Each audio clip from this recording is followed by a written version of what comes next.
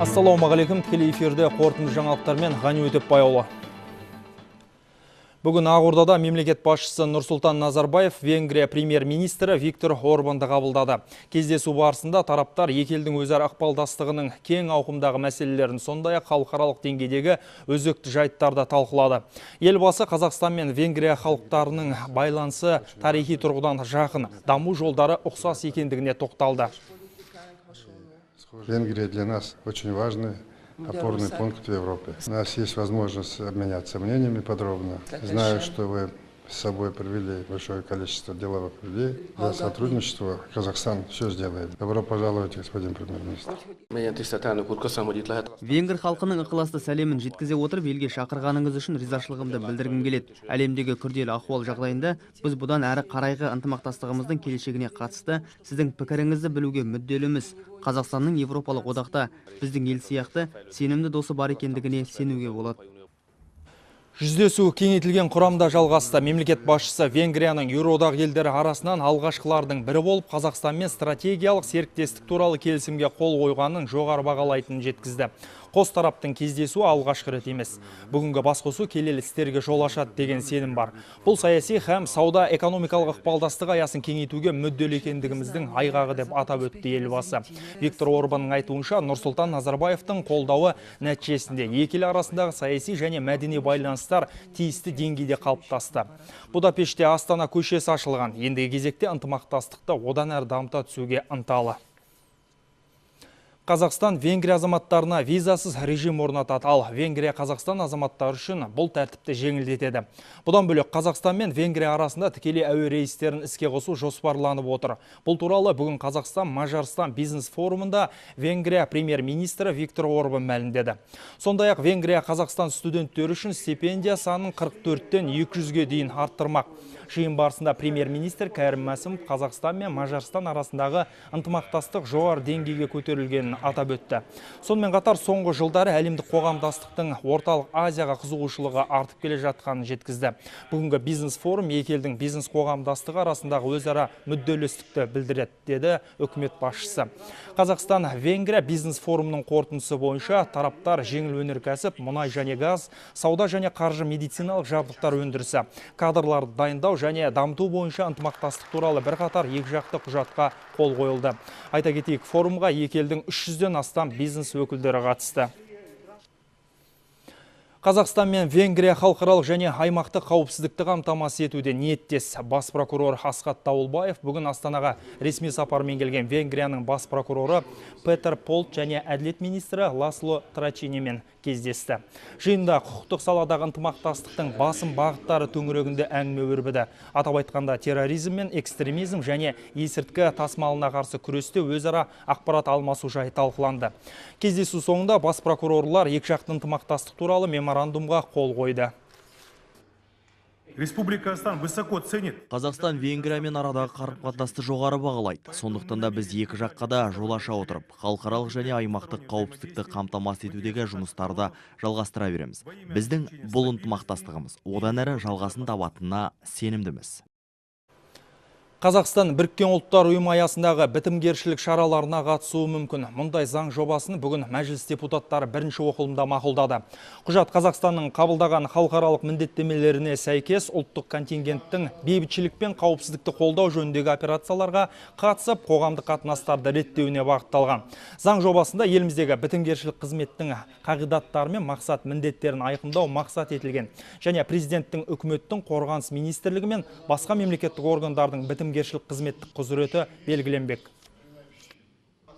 Біріккен ұлттар ұйымы аясында әртүрлі бітімгершілік операциялар жүріп жатыр. Соған енді Қазақстанның қатысуы туралы да өтініштер түсіп жатады. Сондықтан осы заң жобасын осындай бітімгершілік операцияларға қатысуға мүмкіндік беру үшін дайындап жатырмыз. Сондықтан бұл енді Қазақстанның халықаралық деңгейдегі рөлінің артуын көрсететін бір заң жобасы деп қарастыруға болады.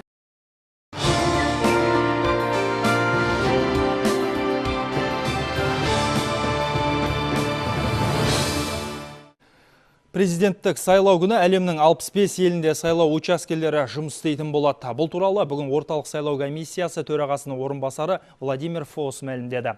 Оның айтуынша шетелдегі отандастарымызды сайлау науқанынан тыс қалдырмау мақсатында барлық жағдай жасалуда. Сыртқы істер министрлігінің ақпаратына сәйкес, дәл сол күні өзге елдерде шамамен 20 мыңдай қазақстандық болады. Олардың барлығы 26 сәуір күні өтетін сайлауда дауыс береді деп жоспарлануда. Одан өзге Владимир Фос дауыс берушілердің тізімін жариялау жөніндегі ақпаратпен де бөлісті. 5 апреля эти списки будут... Дауыс берушілердің толық тізімі сайлау учаскелеріне 5 сәуір күні тапсырылады. Ал сайлау күніне 15 күн қалғанда кез келген азамат өзінің тізімде бар жоғын біле алады. Егер дауыс беруші дауыс беру пункттерінде аты жөнін таба алмаған жағдайда, оны сайлау учаскесінің жетекшісіне хабарлап, сайлау күніне дейін ол олқылықты жоюға толық мүмкіндігі бар. Елімізде байқаушыларды тіркеудің жаңа әдісі қолданыла бастады. Байқаушы болғысы келген азамат бақылау KZ сайтына тіркеліп, сайлауға қатыса алады. Бұл туралы бүгін президент сайлауын бақылау жөніндегі республикалық комиссия қоғамдық бірлестігі байқаушылар үшін өткізген арнайы тренингте айтылды. Мұндай тәсіл байқаушы болғысы келетіндердің барлығын қамтуға мүмкіндік береді. Онлайн арқылы өтініш беріп, арнайы анкета толтырып, құжаттары қабылданған соң сайт арқылы арнайы тренингтер жүргізіліп, байқаушының міндеттері мен құқықтары түсіндіріледі. Сайлау барысының бақылау жөніндегі қоғамдық бірлестіктің өкілі Талант Рамазановтың айтуынша, өткен жылдары сайлауды еліміз бойынша 5 мыңдай байқаушы бақыласа, алдағы сайлауға 10 мың азамат қатысады деп болжануда. Оларға қойылатын басты талап кәмелетке толған Қазақстан азаматы болу керек. Байқаушылар арасында белсенділік жоғары, өйткені осының алдында да 2011 жылы, 2012 жылы көптеген жастар да қатысып жатты, жасы үлкен кісілер де қатысып жатты. Қазір осы бұқаралық ақпарат құралдарының көмегімен бізде осы ақпаратты республикаға тарату арқылы біз көптеген енді телефонмен хабарласып жатыр азаматтар. Біз осындай қызметке қалай қатыссақ болады. Ең бізді қуантатын жағдай. Семей халқы барша қазақстандықтарды ұлт көшбасшысына дауыс беруге шақырады. Дамыған озық 30 елдің қатарына кіру тапсырмасын тек қазіргі президентіміз ғана жүйелі жүзеге асыра алады. Өңір тұрғындары бұл туралы Қазақстан Республикасы президенттігіне кандидат Нұрсұлтан Назарбаевтың республикалық қоғамдық штаб мүшелерімен кездесу барысында мәлімдеді. Қазір тек бейнеқорда сақталған бұл кадрлерді көрудің өзі жан түршіктіреді. Семей полигонында жарылған 616 ядролық және термоядролық бомбалар бұл өлкенің халқына да табиғатына да сұмдық зиянын тигізді. Зұлмат сынақтан зардап шеккендердің санында шек болмады. Осы бір әрекетке Нұрсұлтан Назарбаев тоқтау салып, халыққа қасірет әкелген полигонды бір жола жаптырды. Сол себепті де семейліктердің ұлт көшбасшысына деген ілтипаты ерекше.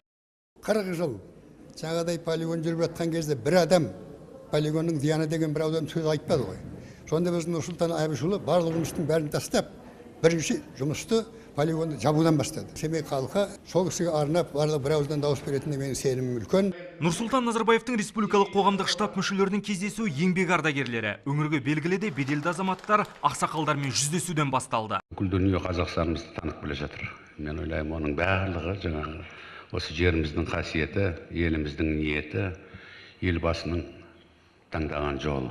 Тарбағатай ауданының Жантекей мен Көкжырасы суға кеткен кезде елбасымыз өзі қаржы бөліп, сол екі ауылды толық салып берді. Жалпы қарапа өзі келіп, ауылдарды аралап көрудің өзі біз үшін үлкен құрмет болды. Бәрімізде бір кісіде елбасымызға дауыс берек. Абайдың 150 жылдығын осыдан 20 жыл бұрын әлемдік дәрежеде ЮНЕСКО іс-шараларының ішіне енгізе отырып, жоғарғы деңгейде өткізіп, қазақстандықтардың, қазақ халқының рухын көтеріп, санасын биіктеттірді. 26 сәуірде болатын үлкен сайлауда елбасымыз, тұңғыш президентіміз Нұрсұлтан Назарбаевқа бір ауыздан дауыс береді деп мен кәміл сенемін. Кеше ғана мен елбасының қабылдауында болдым. Сіздерге үлкен сәлем айтып жатыр.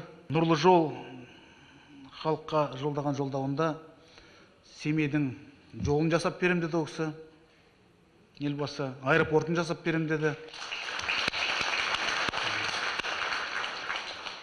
Барлық ойы ол кісінің еліміздің аманшылығы, жұртымыздың тыныштығы. Бұл Семейдегі ірі кәсіпорындардың бірі өндіріс қарқынын жоғалтпаған цемент зауыты. Нұрсұлтан Назарбаев бұл жерге бірнеше мәрте арнайы келген. Қуатты кәсіпорынның дамуы қашанда елбасы бақылауында. Себебі бұл өндіріс орны тек жергілікті тұрғындардың тұрақты кіріс көзі емес, өңірдің экономикасын оңтайландырып отырған зауыт. Жеріміз бай, еліміз тату, шаңырағымыз шайқалған жоқ. Балаларымыз өсіп, өркендеп келе жатыр. осының бәрі елбасымыздың арқасында. Біз 26 сәуірде Нұрсұлтан Әбішұлы Назарбаевты қолдаймыз. Біздің таңдауымыз елбасы, біздің таңдауымыз тұрақтылық. Елдар Бақпаев, Еділ Ермекбаев және Жұмағали Біргебаев, Семейден. Қазақстан Коммунистік Халық партиясы қызметінің негізгі бағыттары және батыстың мәдениеті мен стандарттарының қоғамға кері әсері. Бұл жайында президенттікке үміткер Тұрғын Сыздықов солтүстік Қазақстан облысы Мәмлют ауданының ауыл шаруашылығы тауарларын өндірушілермен кездесу кезінде әңгімеледі. Ауыл шаруашылығы тауарларын өндірушілермен кездесуінде үміткер Тұрғын Сыздықов әңгімені батыстық өмір сүру салтынан бастады. Мұндай күдікті жетістіктер деді ол, бүкіл өркениетке көлеңке түсіріп отыр. Бүгінгі күні әдебиет зорлық зомбылықты, қатыгездікті әспеттеуге әуес кинематографияның жетегінде кеткені рас. Осы орайда оның интеллектуалды және эстетикалық деңгейі төмендегені соншалық қалың бұқараны азғындық күндек біледі. Тұрғын Сыздықов бұған арнайы тоқталды. Батыс қауымы терең ойлы шығармаларды сүйсініп оқуға емес, көркемдігі шамалы рухани құндылықтары жоқ комикстерге, жалған әдебиеттерге үйір. Үміткер бұл туындылардың бәріне батыстық масс-медианың сарапшылары төреш екен, ал олар болса эстетиканы, моральды, ағартушылықты және гуманизмді басшылыққа алмайтынын баса айтты. Бұл шығармалар қалай бағаланады? Ең біріншіден кітапты сатудан көп пайда түссе. Екіншіден жарнамасы мықты болса, онда бұл кітап сәтті шықты есептеледі. Демек, бұл жерде әдебиеттің басты талабы назарға алынбайтын сияқты. Бұрынғыдай ойлы, көркем шығармалардың аздығы мені көп ойландырады. Үміткердің сайлауалды тұғырнамасында жаһандық компьютерлендіру мен батыстық электрондық ақпарат құралдары қоғамның сана сезімін улап, адамдардың арасына іріткі салу ұстанымдарын насихаттауда. Бұл әлемнің мәдени тұтастығының құлдырауына алып келуі мүмкін екені айтылады. Кездесу кезінде Тұрғын Сыздықов мұны тек коммунистер ғана емес, сондай-ақ ірі саясаткерлер, экономистер, ғалымдар да қолдайды. Бұдан бөлек кандидаттың сайлауалды бағдарламасында батыстық тамақтану тәсілінің зияны жайында да жазылған. Фастфуд тағамдарының салдарынан бүгінгі күні батыс тұрғындары көбіне көп жүрек ауруларына, семіздікке бейім. Ауыл шаруашылығы саласының мамандарымен кездесуінде Тұрғын Сыздықов, егер адам мұндай тағамдарды тұрақты түрде қолданатын болса, оның зияны ішімдік ішу мен темекі шегуден кем түспейді деді. Бірақ бұл жайында еш жерде жазылмайды, ескертілмейді. Тез дайындайтын тамақтардың құрамында не бар екенін адамдар білетін болса, фастфудке мүлде жоламайтын болады. Олар осыны білгесін, рецепті құпия сақтайды. Мен өзімнің сайлауалды бағдарламамда бұл мәселеге арнайы тоқталамын. Сондай-ақ, кездесуде штабтың атқарып жатқан жұмысы жайында жан-жақты баяндалды. Наш штаб приступил к проведению агитации. Біздің штаб кандидатты қолдау бойынша үгіт жұмыстарына кірісті. Сенімді тұлғалар белгіленіп, насихат материалдарын тарату жұмыстары жүргізіліп жатыр. Плакаттар ілініп, баннерлер орнатылды. Кәсіпорын жұмысшыларымен алғашқы кездесулер ұйымдастырылды. Жалпы жұмыс істеу үшін барлық жағдай жасалғанын атап өткім келеді. Баспасөзбен де тығыз байланыс орнатылған. Мен бүгін осы жайында баяндадым. Сөз соңында Тұрғын Сыздықов ауыл шаруашылығы тауарларын өндірушілерге қолайлы ауа райы мен егіс науқанын сәтті өткізуді тіледі. Дархан Әбдуахит, Ерсін Мұхамбеталин және Антон Балтрушевич, Солтүстік Қазақстан облысынан. Қазақстан Республикасы президенттігіне үміткер Әбілғазы Құсайынов Қостанай қаласындағы Қостанай су мекемесінің жұмысшыларымен жүздесіп, сайлауалды тұғырнамасымен таныстырды. Онда экология, қоршаған ортаны ластаудан келетін зиян туралы айтты. Сондай-ақ кандидат аймақтық сайлауалды штабы жұмысының таныстырылымына қатысты. Әбілғазы Құсайынов еңбек ұжымымен әңгімеде сайлауалды тұғырнамасына егжей-тегжейлі тоқталып өтті. Дүние жүзінің бас ауруына айналып отырған экоқауіпсіздік жайынан біршама деректер келтірді. Атмосфераның шаң-тозаң және газды қалдықтармен ластануы үлкен алаңдаушылық тудырып отыр. Олар минералды отын мен биомассаның өртенуіне, сонымен бірге тау-кен құрылыспен басқа да жерде жүргізіліп жатқан жұмыстарға байланысты ауаға таралуда деп үміткер үрейлі деректер келтірді. Әбілғазы Құсайынов озон қабаттарының бұзылуы, әлемдік мұхит суларының ластануы, жердің бүлінуі, адамзаттың өндірістік өмірінің табиғатқа жасап отырған осындай залалдары бағдарламасында көрініс тапқанын атап өтті. Әлемнің түрлі елдеріндегі экономиканы қарқынды дамыту жұмыстары қоршаған ортаның мүмкіндіктерін ескермей жүргізіліп жатыр. біздің көзіміз жетіп отырған. Табиғат ресурстарын тиімсіз пайдалану, табиғи ортаның қалдықтарымен ластану, гендік қормен табиғаттың құлдырауына алып келеді. Еңбеккерлер үміткердің сайлауалды бағдарламасында көрсетілген табиғат атты асыл қазынаны сақтаудың және баптаудың жолдарын ұққандай болды. Адам орны толмайтын табиғи ресурстарды шексіз тұтына отырып, қалпына келтіруге болатын қорлардың қайта жандануына жағдай емес, керісінше кедергі келтіріп отыр. Бұл Әбілғазы Құсайыновтың пікірі. Табиғи ресурстардың қалпына келмейтінін естен шығармаған жөн деген пікірді де қосып қойды кандидат. Адамзат жыл сайын өнеркәсіптік өндіріс көлемін өсіріп, соның салдарынан тұмса табиғаттың тынысы тарылуда, деді үміткер. Ендеше талдап көрелік. Біріншіден, бүгінде бір адамды азық-түлікпен қамтамасыз етуге қажетті жердің көлемі әлем бойынша 21,9 гектарға тең. Ал жер шарының биологиялық мүмкіндігі 15,7 гектарды ғана қамтиды, деді Әбілғазы Құсайынов. Екіншіден, жерді мекендейтін 7 миллиард адамның әрбірін таза, бүлінбеген, құнарлы жермен қамтамасыз ету үшін ең кемі 6,2 гектар жер жетіспейді. Кандидаттың басты ұстанымын жүзеге асыру үшін Әбілғазы Құсайыновтың аймақтық сайлауалды штабы жұмысын жасап жатыр. Аймақтық сайлауалды штаб қызу жұмысқа кірісті. Алдағы уақытта үгіт-насихат жұмыстары белсенді жүргізіледі. Бір қатар іс-шаралар өткізіледі.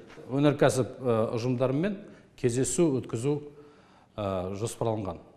Қостанай жерінде Әбілғазы Құсайыновтың аймақтық сайлауалды штабының жұмысы таныстырылды. Мұнда үміткердің үгіт-насихат жұмыстары жөнінде әңгіме қозғалды. Штаб өкілдері ақпарат құралдары мен байқаушылар үшін әркез ашық екенін айтады. Нұрбек Амиша, Серік Қоңырбаев, Асқат Әзіретханов, Қостанай.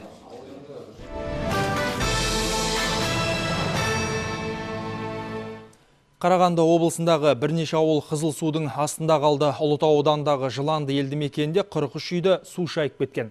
Қарқаралы ауданында да осылай. Мұзды тессе, былай кетеді. Анжақтағы үйлер суға батпаушы еді онда. Сонда кап жоқ болды. Техниканың бәрі сол күндері келсе, бұндай жағдайға сәпсіміз ұшырамаушы еді. Ал енді кат келді. Кат келгенмен ол уже өтелмеді. Мұз болып қатып қалды. Мына жақтың бәрі қоранның арты қатып қалып та, аққан су менің үйіме келді, көрші әр жақ үйдің бәріне содан. Бұл Қарқаралы ауданына қарасты Тоқтар ауылындағы жағдай. Мұндағы 60-тан астам үйді су шайып кеткен. Іргілі жатқан Матақ ауылының 10 үйі мен қора-қопсысына су кірді дейді тұрғындар. Екі ауылда да мал шығыны бар. Қазір абырой болғанда аяз болып су деңгейі сәл төмендеген. Бірақ күн күрт жылыса, бірнеше күн бойы толассыз жауған қалың қар еріп, тасқын судың екінші толқыны келуі мүмкін дейді мамандар. Сондықтан құтқарушылар осы бастан қамданып, арналар тазалап, бөгеттер салуда. Су алған ауылдарға бүгін облыс әкімі барып, тұрғындармен тілдесті. Аймақ басшысы мал шығынын өтеудің жолдарын қарастырамыз деді. Малдың шамалы шығыны бар.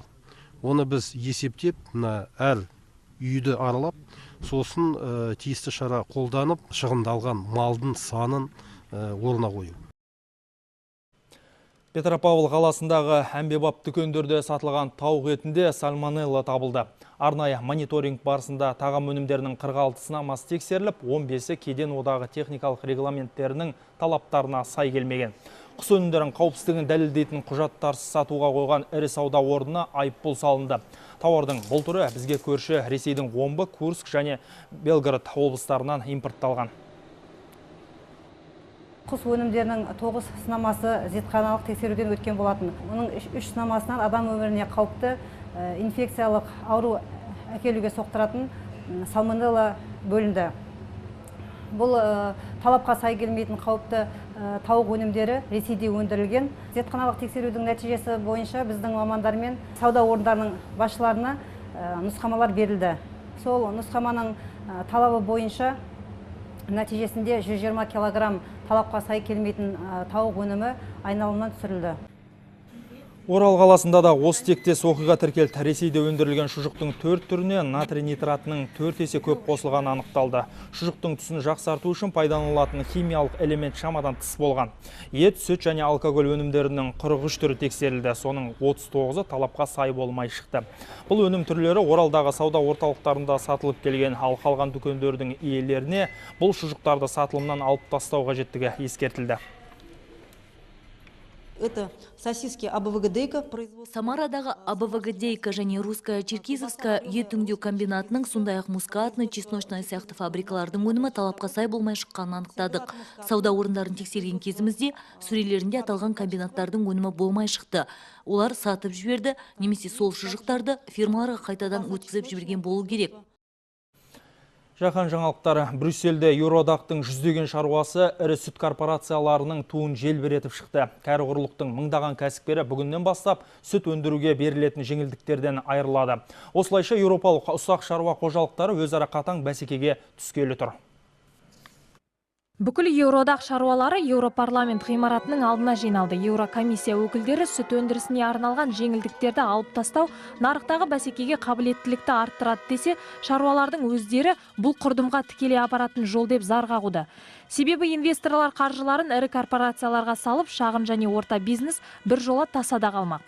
Ертең сүт өндірушілер бірігіп, өнім көлемі күрт артады. Сонда тиісінше сүт бағасы да құлдырап, мен табыс таба алмай еріксіз далада қалам. Сүт өндіруге арналған жеңілдіктер Еуроодақтан осыдан 30 жыл бұрын енгізілген. Ол кезде ұсыныс сұраныстан жоғары болатын. Сондықтан үкімет шаруаларды шектеп отырды. 2025 жылы әлемде сүтті тұтыну көлемі 740 миллиард литрге дейін өседі деген болжам бар. Бірақ мұндай сұраныстан да еуропалық ұсақ шаруаларға пайда аз сияқты, себебі олар жаңа реформадан кейін еш жиғанша ірі халықаралық сүт корпорациялары тамырын тереңге жіберіп үлгеретіні анық. Жергілікті шаруалардың қатары күннен күнге азайып келеді. Демек, сырттан келетін трансұлттық корпорациялар үшін даңғыл жол салынып жатыр. Жеңілдіктер жойылардан бұрын ауыл шаруашылығы жөніндегі еурокомиссар Фил Хоган сүт арзандайтынын ашық мойындап, бірақ шаруалар Еуропалық инвестициялық банктен көмек сұрай алады деген болатын. Берешекке белшемнен бату не сорым. Шаруа қожалықтарын ұстап тұру өте қымбатқа түсуде. Біз ертең нарықтағы баға қандай болатынын мүлде білмейміз. Еуроодақтың сүт өндіру саласы жеңілдіктерді алып тастауға тұтастай 10 жыл дайындық жасады. Бірақ бұл мерзімнің өзі шаруалар үшін аздық етті. Амалы құрған олар қабылданған шаралардың экономикалық тиімділігін жаңа жағдайға төтеп бергендер ғана қамтамасыз ете алады дейді ашынғаннан. Арайлым Жақсылыққызы, Ернат Қашқынов, Жанат Эрнст, Бельгия, Брюссель. Жер жаһандағы алтын, алмас және мырыш сияқты бағалы металдардың қоры 20 жылдан кейін таусылмақ. Бұл туралы америкалық қаржылық конгломерат Goldman Sachs мәлім етті. Сонымен қатар баяндамада әлем ғалымдары зерттеп тапқан платина, мыс және никель алдағы 40 жылға ғана жетеді. Демек, аталған ресурстардың азаюына байланысты олардың бағалары өсуі мүмкін дейді сарапшылар. Десе де кейінгі кезде алтынға сұраныс артқан соң сары металл бұрын-соңды болмаған мөлшерде өндіріліп қойған. Енді америкалық сарапшылардың мәлімдемесінен кейін бірте-бірте өндіруді азайтуы мүмкін.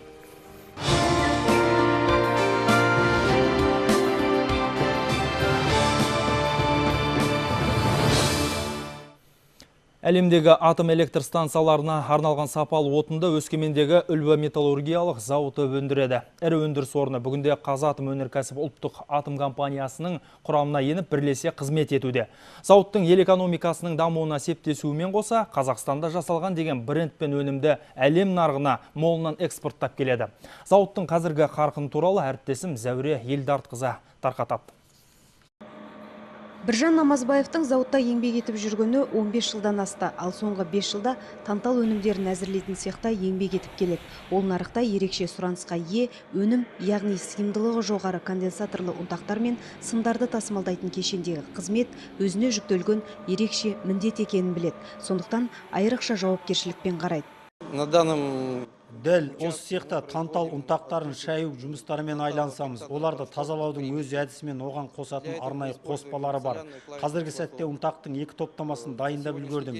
Өндіріске жіберген өнімім сапалы болып тұтынушы көңілінен шығып жатса, мен үшін содан асқан мәртебе жоқ. Дайындалған өнім бірден тұтынушының қолына түспейді. Қарапайым құймалардан бастап, дайын бұйымға дейін бірнеше сатыдан өтеді. Мәселен, уран түйіршіктерін әзірлеуде жаңа әдістер пайдаланылуда. Бұл цехтың бақылау қызметін көбінде қыз-келіншектер атқарады. Өйткені түйіршіктердегі өндірістік кем-кетік пен сәл ғана ақауды анықтауда нәзік жандылар қырағы келетін көрінеді. Посмотрите взглядом, видите трещину? Нет, я не вижу. А мы видим. Кәсіпорын өнімді бүгін тек тиімді емес Европа елдеріне де экспорттайды. Нәтижесінде зауыттың ел экономикасын еселеуге қосар үлесі зор. Новый вид топлива, который начал... Біздің зауыттың уран өндірісі атом электр станциясына уран отын түймешелерін дайындайды. Қазір Қытай еліне келісім бойынша осы өнімді өндіріп жатырмыз. Уран түйіршіктер жаңа технология бойынша әзірленеді. Одан бөлек Ресейдің реакторларына отын жасаудамыз. Зауытта бериллий, тантал және олардың қосындыларынан әртүрлі бұйымдар шығаратын еліміздегі ең ірі іргелі өндіріс орны айналып отыр. Тантал өнімдері шағын конденсатор дайындауға қолданылады. Оларсыз өздеріңіз күнделікті өмірде қолданып жүрген компьютер, ұялы телефон, заманауи автокөліктер болмаушы еді. Бірақ та дайын өнім өндіріске жіберілмес бұрын осы жерде салмағы өлшенеді, оның шамамен көлемі 1 килограмм, 2 грамм болуға тиіс. Одан кейін аталмыш ұнтақ мынандай арнайы пакетке салынады. Өндірісте бүгін 4000-ға жуық адам еңбек етуде. Қазірдің өзінде көрші елдерден уран түйіршіктерінен 24 тонна тапсырыс түскен. Енді зауыт ұжымы сол өнімді дайындауға кірісіп кетті. Зәуре Елдартқызы, Дмитрий Пыхтин, Өскеменнен. Қазақстанның 2011-2015 жылдарға арналған әлеуметтік экономикалық даму жөніндегі сараптама көрсеткенде шағын және орта бизнесте оң өзгеріс байқалады. Мысалы, 2011 жылы шағын және орта бизнес субъектілерінің саны 1.384.000 шамасында болса, 2014 жылы бұл көрсеткіш 1.656.000-ға өсті. 2011 жылы 2.427.000 адам шағын және орта бизнеспен айналысса, 2014 жылғы жағдай 2.898.000-ға жеткен. Енді Астанадан Парижге 7 сағатта жетуге болады. Air Астана компаниясы 29 наурыздан елорда арқылы Алматыдан Парижге қатынайтын әуе рейсін іске қосты. Жаңа бағыт Қазақстан мен Франция арасындағы экономикалық, мәдени және туристік қатынастың нығаюына сеп болмақ. Бұған дейін Алматы мен Парижді жалғайтын тікелей рейс болмаған. Сәрсенбі, жұма, жексенбі күндері, яғни аптасына 3 рет қатынайтын әуе кемесі Алматыдан ұшып шығып, елордада шақ алмастырмастан бірден Франция астанасына бет алады. Boeing 757 әуе кемесінің бизнес санатында 16 орын, эконом санатында 150 орын бар. Қазір аптасына 1000 жолаушыны тасымалдауды жоспарлап отырмыз. Яғни шамамен әуе кемесінде орындардың 60% қамтылады. Осылайша бір жылда 20.000 жолаушы тасымалдаймыз. Бұл рейспен Астана және Париж тұрғындарымен қатар өзге ел азаматтарды ұшады деп сенеміз. Қазірден Қазақстан арқылы Францияға қатынайтын қытайлықтар саны. Қазақстан мен Франция арасындағы тауар айналымы жылына 5 миллиард еуроны еңсереді, ал туристер саны 5000 шамасында. Жаңа бағыт екі ел арасындағы экономикалық, мәдени және туристік қатынастың нығаюына сеп болмақ. Бұрын Парижге Франкфурт арқылы ұшатын, содан кейін бізге Астанаға Вена, австрийский авиалиниялар солар ұшады, сол Вена арқылы ұшатын Францияға жету үшін. Парижді білесіздер, туристік орталық үлкен, дүниежүзілік туристік орталық, сондықтан Франкфурт арқылы, Киев арқылы, Минск арқылы ұшатын. Енді қазір тікелей. Астанадан Парижге барып келу үшін эконом санат билеттерін 101.557 теңгеге аласыз. Air Астананың сыйы мұнымен шектелмейді. Әуе компаниясы 2016-2017 жылдары Астанадан тікелей Тбилиси, Сеул қалаларына қатынайтын жаңа рейстерді іске қоспақшы. Экспо қарсаңында бұл бағыттардың маңыздылығы арта түспек. Гүлмайра Қуатбайқызы, Есбол Жамшитов, Астана. Белгілі композитор Нұрғиса Тілендиевтің туғанына 90 жыл. Осыған орай Таразда арнайы концерт өтіп, оны әйгілі композитор атындағы көп балалы және аз қамтылған отбасы балаларына арналған мектеп-интернатының ұжымы ұйымдастырды. Осы арқылы оқушылардың өнері мен дарынын ұштай отырып, қазақ музыка әлеміне зор үлес қосқан ұлттың ұлы азаматының еңбегін өскелең ұрпаққа жеткізіп дәріптеу. Бұл бастама 2007 жылдан бері игі дәстүрге айналған. Шара оқу ордасында құрылған халық аспаптары оркестрінің қатысуымен өтті. Мерекелік кеш кезінде Тілендиевтің 20-ға тарта туындысы орындалды. Аталған ұжым мектеп жанынан 2007 жылы құрылған. Бүгінде беделді әрі өнерлі топқа айналып отыр. Үлкен тәрбиелік мәні бар. Біріншіден біздің мақсатымыз осы Нұрғиса Атабайұлындай үлкен ұлы тұлғаларды балалар қастерлеп, құрметтеп, өздеріне бір мақсатты, өмірлік кәсібін дұрыс таңдау, сондай жол бағыт көрсету үшін үлкен іс-шараларды ұйымдастырып өткізіп жатырмыз.